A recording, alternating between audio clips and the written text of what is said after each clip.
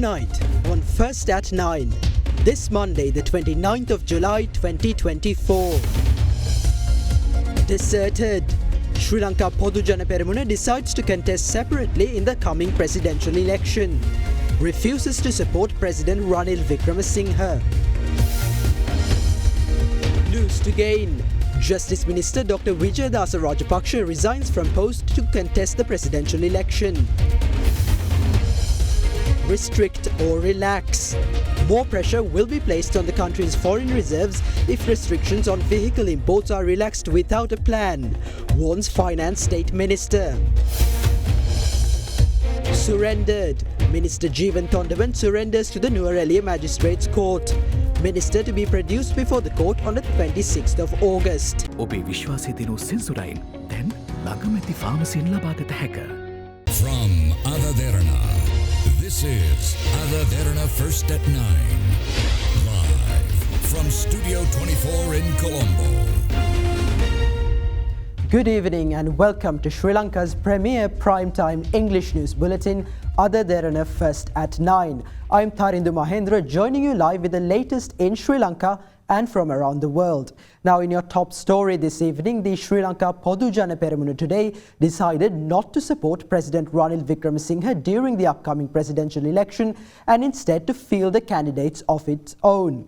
However, the party has not yet reached a final decision on who the candidate will be. Addressing the media, General Secretary of the SLPP, Sagara Kariyawasam, said disciplinary action will be taken against party members who refuse to support the party's decision. The presidential polls are set to be held on the 21st of September as per the official announcement made by the Election Commission on last Friday, the 26th of July. Subsequently, President Ranil Wickremesinghe on Saturday announced that he will run for the office of the president as an independent candidate.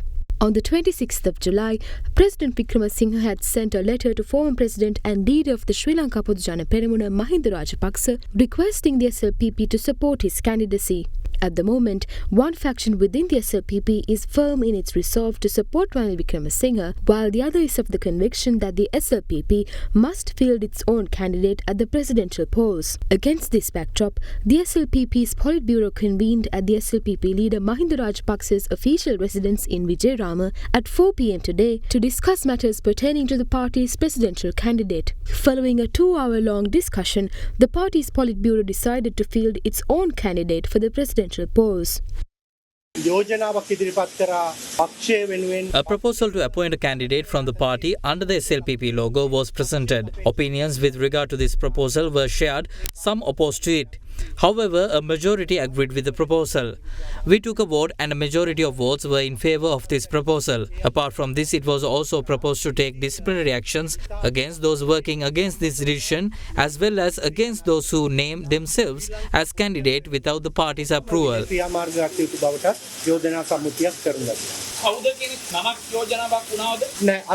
No, we did not. What was decided today was to name a candidate from the party. We will name the best candidate who is capable of winning out of those whom we are discussing about within the next few days.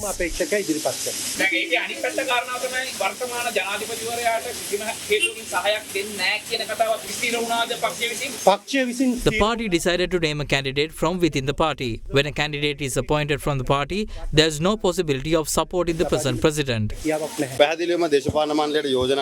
We supported the present President Ranil Wickremesinghe since he was appointed in 2022 up until today. We supported him until he placed bonds under his name as an independent candidate. Thereafter today, the party's Politburo presented a proposal to name a candidate from the SLPP under the SLPP logo. No names were mentioned during the meeting.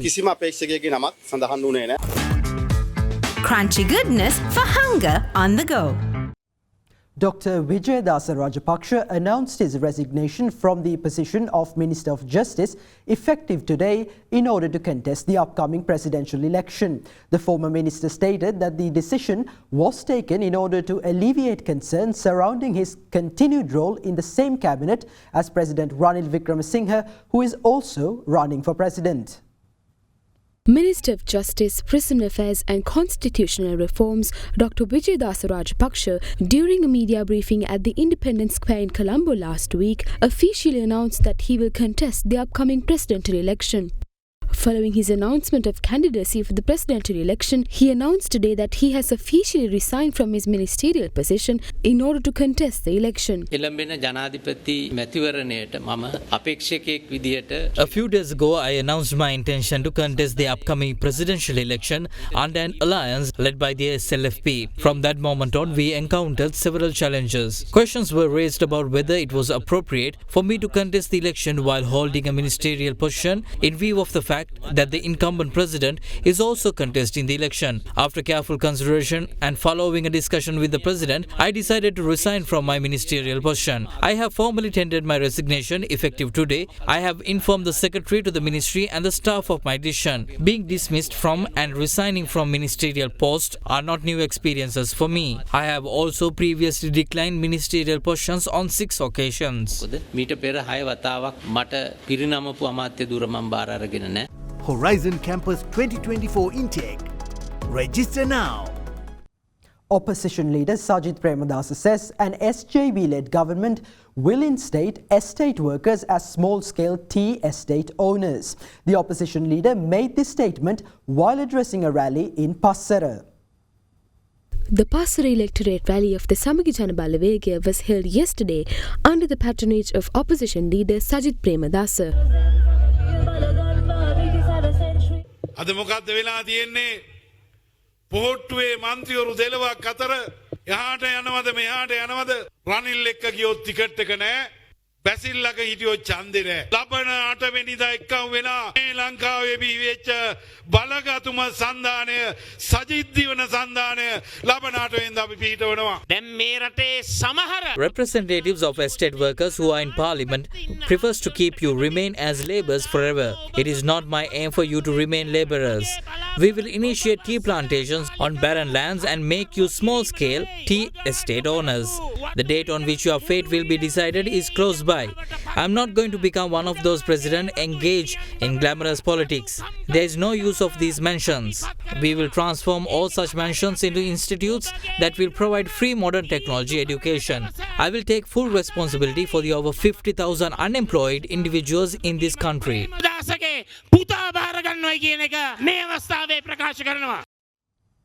Meanwhile, leader of the National People's Power, Anura Kumara assures that his first priority following victory at the presidential election will be to dissolve parliament. Disanayake made this statement while attending an NPP rally in Chilao. A rally of the National People's Power was held last evening in Chilo under the patronage of party leader Anura Kumara Disanayake.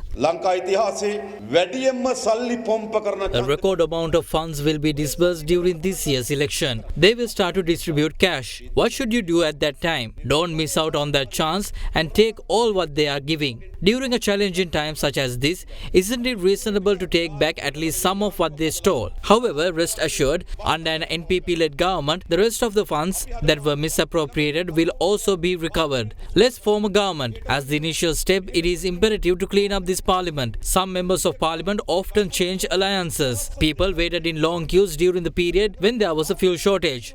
However, fuel station was allocated for parliamentarians to fuel up their vehicles without waiting in queues. The NPP is the only party whose members refused to use that fuel station.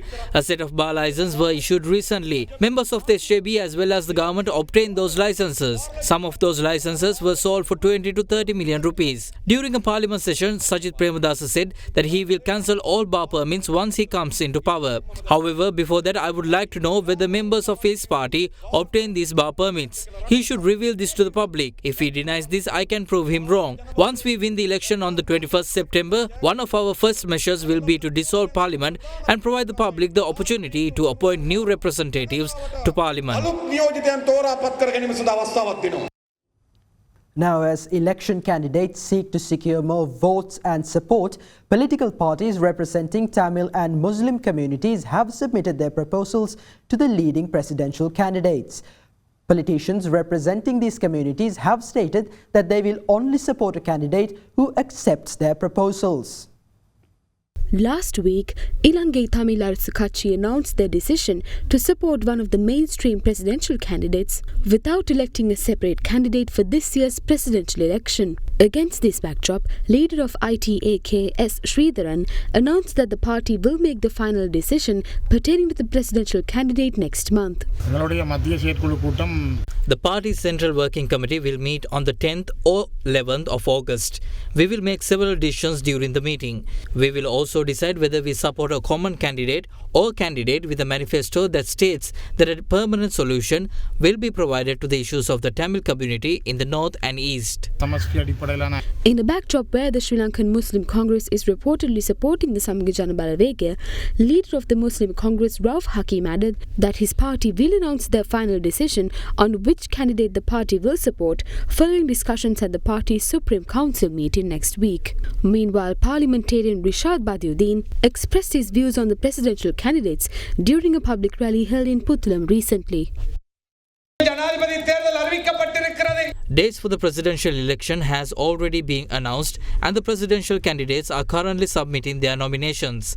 Both parties have already invited us to join them. In such a backdrop, all these people have joined us today. All Ceylon Makka Congress will support a presidential candidate during this election. However, we will support the candidate who accepts our 10 demands. One of the main demands is developing the Puttalam based hospital. We will support any candidate who accepts all these requests. In the meantime, Attorney at Law Nuwan Bopege was named as the presidential candidate of the People's Struggle Movement. තව දින දෙකක් ඇතුළ තුල ජනහරගල සන්ධානයේ වැඩපිළිවෙල කුමක්ද මේ රටේ ජනතාවට ඉදිරිපත් කරන්නා වූ ජනතාවගේ වැඩපිළිවෙල කුමක්ද යන්න එලි දැක්වීමට සූදානමින් සිටීමෙන් තමයි තමුන්ගේ ප්‍රකාශකයාව අද දින මේ විදිහට ප්‍රකාශ කරන්නේ. Additionally, General Secretary of the Mabima Janata Party, Attorney at Law Ranjan Senaviratna, arrived at the Election Commission this morning. ලේකම්තුමා දැන් කවදද මේ ඔබතුමාලගේ මේ අපේක්ෂකයා දැනුම් දෙන්නේ සතියකින් විතර වගේ ලබන සතිය විතර ඉදිරිපත් කරන්න සර්වජන බලය විදියට සර්වජන බල විදියට තමයි ඉදිරි මැතිවරණවලට ඉදිරිපත් වෙන්නේ අපි ඒ ගැන ඔබතුමාලට දැනුම් දෙන්නම් බොහෝ විට ලබන සඳුදා වෙනකොට මම හිතන්නේ අපිට තීරණයක් දෙන්න පුළුවන්. Now let's take a look at some political opinions on the upcoming elections. The president does not even have a party to contest under. He is running as an independent candidate, yet he is not truly independent. If he were a genuine independent candidate, he would campaign independently as well. Instead, he is utilizing his presidential powers and the cabinet of ministers for his election activities. How can this be considered independence? As the person who initially deposited bonds for the election, he will be the first to have his bonds forfeited after the elections. මේ රටේ හොඳම නායකයා බුද්ධිමත්ම නායකයා මන් දකින්නේ සජිත් ප්‍රේමදාස මහත්මයා. නැවතත් ජනතාව හොරු මංකොල්ලකාරයෝ ඉන්න තැනකට යන්නේ නැහැ. පොහොට්ටුව නෙමෙයි, එක්සත් ජාතික පක්ෂය නෙමෙයි. ජනතාව ඉන්තුමර මොනක්වත් සජිත් මහත්තයාට අභියෝගයක් නැහැ. ඔය පුටුවේ ඉඳවන එක නෙමෙයිනේ ප්‍රශ්නේ. කවුරු හරි ගෙනල්ලා ජනාධිපති පුටුවේ ඉඳවත හැකි. එතන නෙමෙයි ප්‍රශ්නේ. එතනින් එහාට මොකද්ද කරන්න කියන්නේ. මහ ජනතාවගේ ඡන්දෙන් පත් වෙලා පිස්සු නටන මිනිහෙක් මේ රටේ ජනාධිපති කරන්න කොහොමවත්ම මම නම් මැදිහත් වෙන්නේ නැහැ. Sajith Premadasa If Sajit Pradas is prepared to lead the UNP, we have no objections. It would be best if everyone could come together on a single stage, focusing on the country's welfare rather than individual posts. The Election Commission announced August 5th as the final date for accepting applications for casting postal votes for the 2024 presidential election. Meanwhile, the Election Commission received complaints from a number of parties alleging that the government nurses attending yesterday's National All Ceylon Nurses Conference, which was held under the patronage of National People's Power leader Anura Kumara Dissanayake in uniform, was a violation of election regulations. A discussion pertaining to the 2024 presidential election took place at the offices of the Election Commission this morning between officials of the Election Commission and a number of defence chiefs, including Secretary to the Ministry of Public Security Viyani Gunatilaka and the Chief of Defence Staff General Shavendra Silva. In the meantime, several election watchdogs have raised concerns about government nurses attending yesterday's National All Ceylon Nurses Conference, which was held under the patronage of National People's Power leader Anura Kumara Disanayaka in uniform. The campaign for free and fair elections has informed the Election Commission in writing that the use of uniforms provided through taxes for political purposes is a breach of the establishments of code as well as election regulations. We are of the view that against a backdrop where the presidential election has been proclaimed, a candidate contesting that election should not have been invited to this conference. In view of the fact that the conference was attended by a leader of a political party, it would have been better if the nurses did not attend the event in uniform. The provisions of the Elections Act are not clear about the legality of attending political promotional campaigns in uniform. It is up to the Election Commission to issue recommendations regarding this issue. However, according to Article 25(2) of the Establishments Code, it would be a breach of the law for individuals whose political rights have been limited to attend the conference.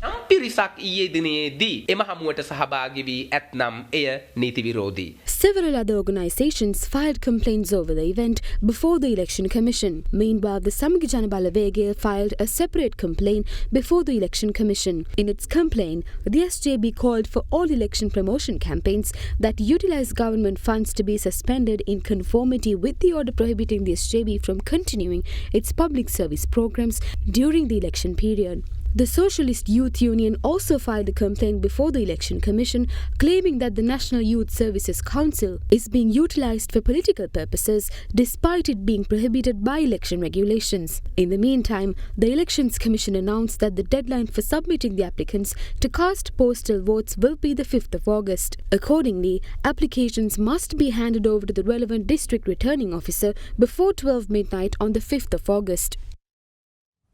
State Minister of Finance Shehan Semsingh says the government will outline its position on the gradual relaxation of vehicle import restrictions in the near future. However, the State Minister warned that the country faces the risk of having to restrict other imports if it mismanages its foreign reserves during the relaxation of vehicle import controls.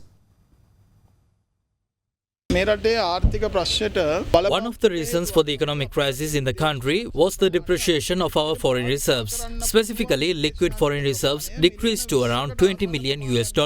Following our memorandum of understanding with China and taking into account the $1.4 billion in reserves we had when we paused debt servicing, we now hold $5.6 billion in foreign reserves. If we do not manage these reserves properly, the challenge will not be about relaxing import restrictions on vehicles, but rather determining which goods will require import restrictions. In August, we will communicate the government's stance on the phased relaxation of vehicle import restrictions. In the first phase, we plan to ease restrictions on importing vehicles for commercial purposes and transportation services. It is crucial that we manage our current foreign reserves efficiently during this process.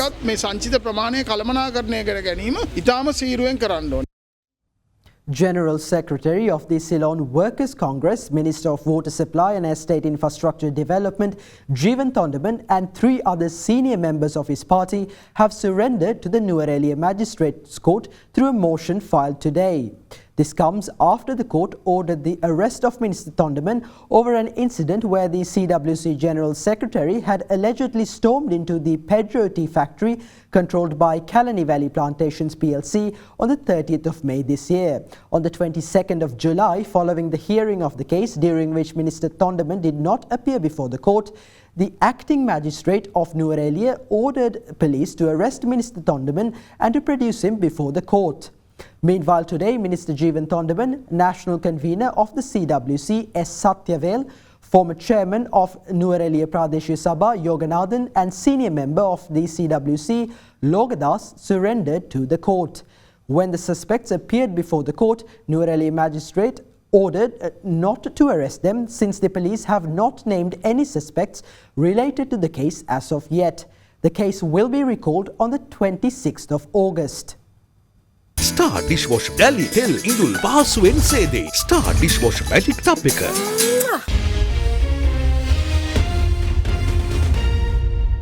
Welcome back. State Minister of Foreign Affairs Taraka Balasuriya called for the Asia-Pacific region to address emerging challenges, including security-related aspects of new and emerging technologies, with a view of taking preventive measures against their misuse. His address at the 31st ministerial meeting of the ASEAN Regional Forum in Laos, the State Minister of Foreign Affairs emphasized that the forum must address challenges to cyber and network security systems and tackle transnational organized crime. He also called for decisive action against cybercrime centers and employment rackets taking place in some parts of the region. State Minister Balasuriya proposed that ARF also initiate climate justice programs, establish stronger regional mechanisms for disaster relief.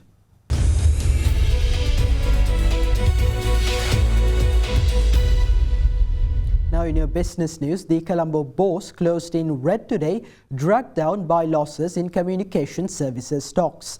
The benchmark all-share price index dropped 0.12% to settle at 11,619.01 points, falling for the third straight session. Trading volume on the ASPI fell to 12.6 million shares from 31.4 million in the previous session. The S&P Sri Lanka 20 meanwhile slipped 0.49%, ending at 3,369.16 points. The equity market's turnover fell to 376.7 million rupees from 575.5 million rupees in the previous session. The capital goods sector was the top contributor to the market turnover. Foreign investors were net buyers, purchasing stocks worth 22.5 million rupees, while domestic investors were net sellers, offloading shares worth 356 million rupees.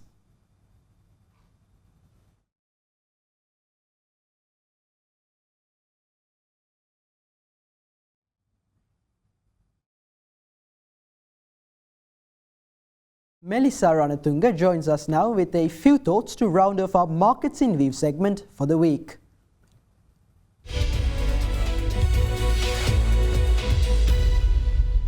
Last week, the domestic equity market experienced a decline once again. The ASPI decreased by 94 points to end the week at 11,633, while the S&P SL20 also declined, falling by 43 points. Market turnover was 2.9 billion for the week, which is a 50% drop compared to the previous week.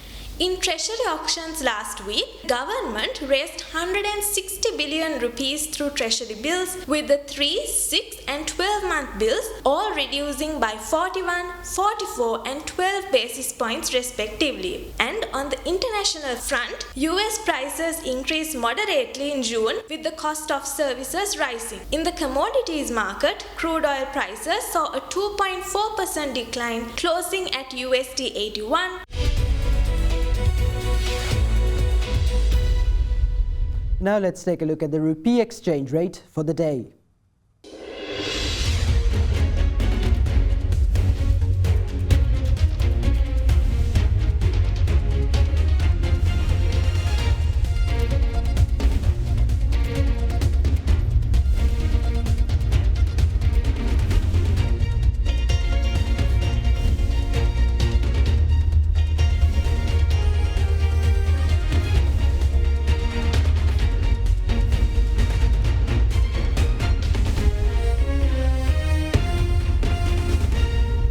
And with that, we wrap up tonight's edition of First at 9. Thank you and have a good night.